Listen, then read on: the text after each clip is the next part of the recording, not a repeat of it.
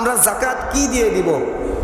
হাদিসের মধ্যে রাসূল করিম সাল্লাল্লাহু আলাইহি ওয়াসাল্লাম বলেন, বিমা ইয়ানফাউন নাসুল ফাকিরু, দরিদ্র ব্যক্তি যে জিনিসটা দিলে উপকার বেশি পাবে ওই জিনিসটা যাকাত হিসাবে দেওয়াই সবচেয়ে উত্তম।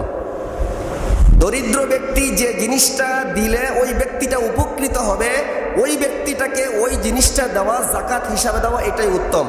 এটা শাড়ি হইতে পারে, লুঙ্গি হইতে পারে, টাকাও হতে পারে, ঈদের সামানাপত্র হইতে পারে, সেমাই চিনি, যে কোনো জিনিস হতে পারে।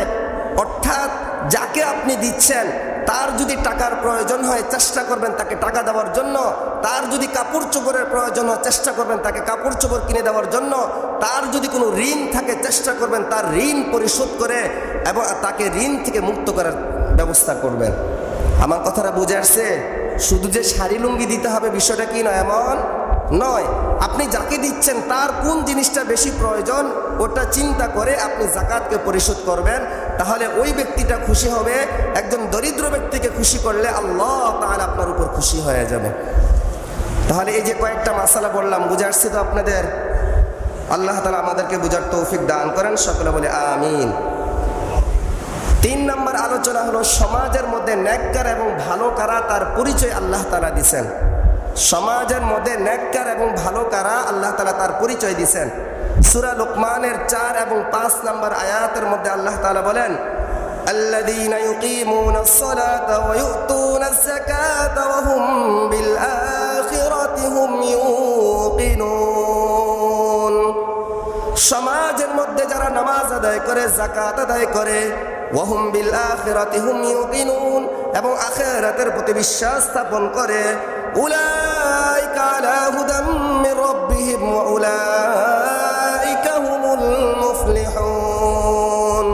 তারাই আল্লাহ তাআলার পক্ষ থেকে হেদায়েতের উপরে আছে, তারাই রহমত প্রাপ্ত। বলেন সমাজের মধ্যে ভালো কারা? যারা নামাজ পড়ে এবং কি করে? যাকাত আদায় করে। আল্লাহ রাব্বুল আলামিন কোরআনে কারীমের যত জায়গায় নামাজের কথা বলেছেন অত জায়গায় যাকাত আদায়ের কথা বলেছেন। 82 জায়গায় আল্লাহ তাআলা নামাজের কথা বলেছেন, সাথে সাথে যাকাতের কথাও বলেছেন। কারণ যে ব্যক্তি নামাজ পড়ে ওই ব্যক্তি হিসাব করে যাকাত দেয়।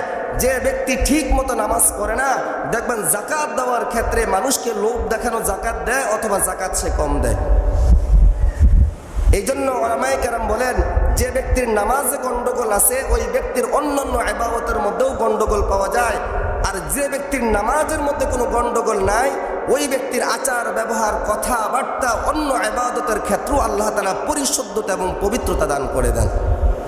তাহলে বলেন তো সমাজের মধ্যে নেককার এবং ভালো কারা? যারা কি করে? নামাজ কায়েম করে এবং কি করে? যাকাত আদায় করে। তো আমরা ভালো হওয়ার দরকার আছে কিনা? না খারাপ থাকবো? তাহলে আপনার উপর যদি নামাজ তো ফরজ, এটার জন্য তো আর নেসাবের দরকার হয় না। যাকাতের জন্য নেসাবের দরকার হয়। নামাজ পড়ার সাথে সাথে আপনার উপরে যাকাত ফরজ কিনা আপনি হয়তো বুঝবেন না, এই জন্য আলেমদের সাথে পরামর্শ করবেন। পরামর্শ করে যদি আপনার উপরে যাকাত হয় তো পুঙ্খানু হিসাব করে যাকাত আদায় করার তৌফিক আল্লাহ তাআলা আমাদেরকে দান করেন, সকলে বলি আমিন।